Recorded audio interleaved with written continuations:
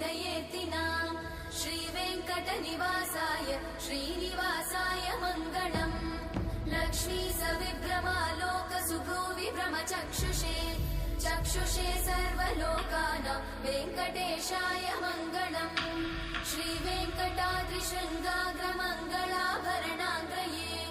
मङ्गलानां निवासाय श्रीनिवासाय मङ्गलम् सर्वावयव सौन्दर्य सम्पदा सर्वचेतसां सदा सम्मोहनायास्तु वेङ्कटेशाय मङ्गलम्